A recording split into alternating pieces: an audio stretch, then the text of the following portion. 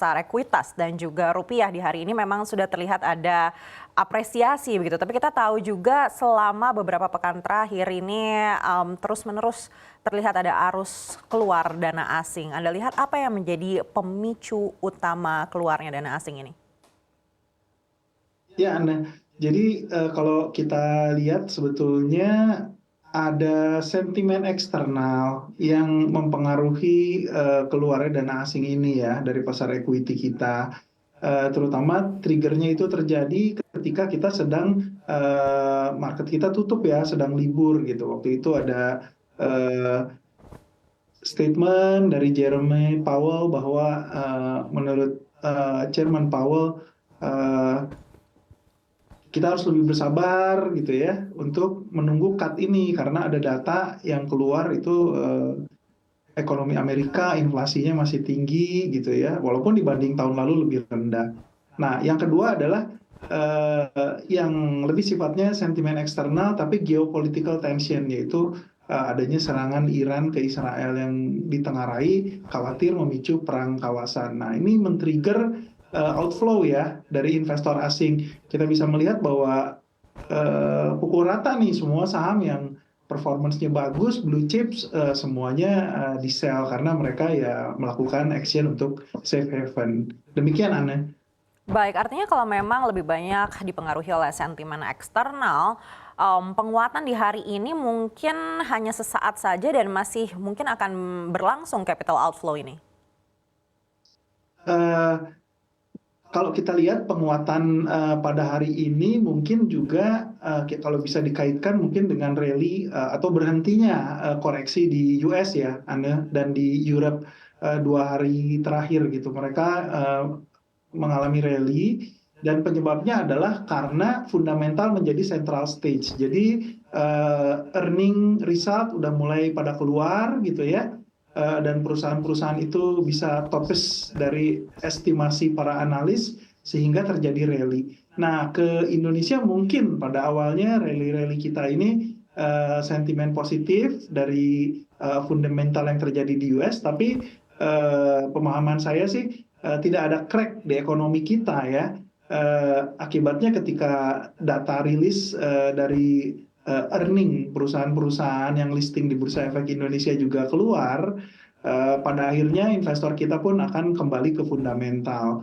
Jadi sebetulnya masih terbuka room ya untuk bisa kembali rally dan itu bisa ditopang dengan data-data fundamental yang lebih firm sehingga akhirnya sentimen negatif ini bisa fade away. Demikian Anne. Baik, Pak Awan, kita tahu suku bunga The Fed ini masih sangat volatil sekali begitu. Bahkan ekspektasi publik ini semakin mundur dari awalnya di bulan Maret, lalu bergerak ke Juni, lalu bergerak lagi di September. Bahkan ada yang mengatakan mungkin tidak akan ada pemangkasan sama sekali. Pendapat Anda seperti apa? Iya, suku bunga The Fed sih nggak volatile, tapi pada posisi terakhir dinaikkan bulan Juni ya, 5,5% dan masih bertahan sampai Maret kemarin.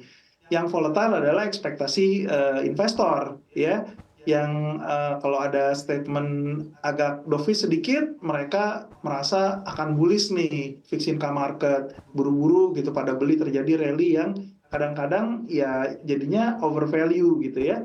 Sebaliknya, ketika ada kalimat dari The Fed yang dianggap agak hawkish gitu ya, itu akan mengakibatkan mereka melakukan sell. Nah, kalau view kita sih memang akan terjadi di second half nih pivot dari The Fed ini atau mulai cut-nya gitu ya. Dan kita juga salah satu yang berpandangan dari awal tahun itu nggak akan terjadi di Maret atau Mei. Kita lebih melihat Juli atau lebih lambat gitu ya. Itu yang saya pernah sampaikan juga di bulan Februari atau di awal tahun ya ketika di acara Power Lunch juga.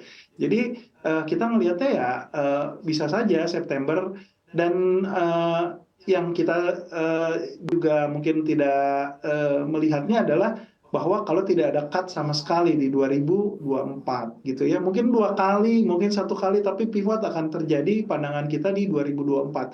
Karena kenaikan suku bunga itu kan sebetulnya transmisinya ke ekonomi Amerika antara 12 sampai 18 bulan ya.